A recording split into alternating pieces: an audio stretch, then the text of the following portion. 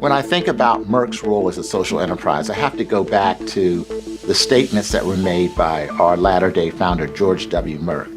Medicine is for the people, not for the profits.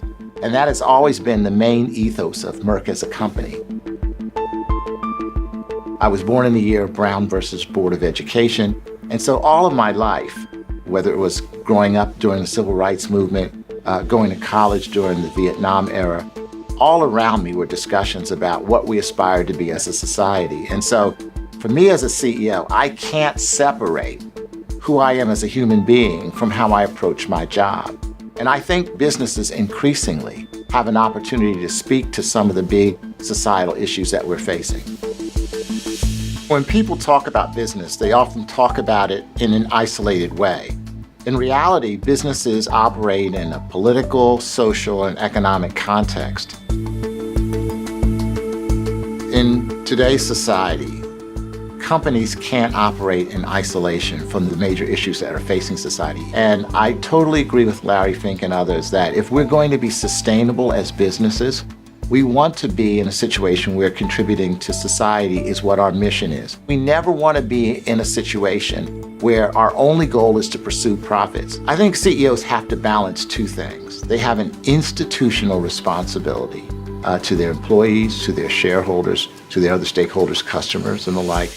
But they also have a broader societal purpose, and they also have their own conscience to weigh.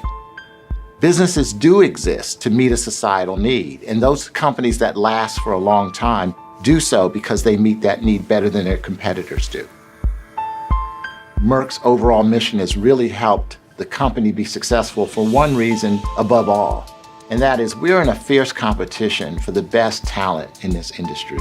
And we are very much driven by the scientific talent inside the company.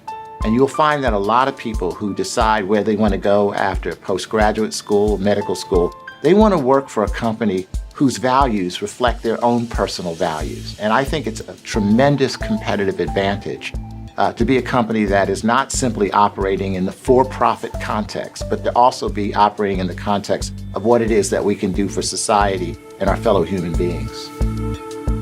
The way people often examine the success of a business over a period of time is through the financial lens. I happen to think the financial lens is really sort of the lagging indicator. The leading indicator is the flow of talent inside a company, because it's people that make companies successful. It's not spreadsheets.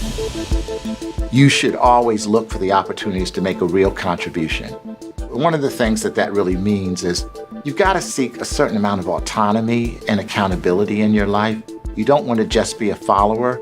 You just don't want to be part of the crowd. You want to look for an opportunity to make your own unique contribution, because when that happens, then you gain greater responsibility. And with that greater responsibility, then in turn, is a greater opportunity to contribute not only to the company, but to society as a whole. So I would say have the confidence to go your own path, to look at your own strengths, and to make your own unique contributions.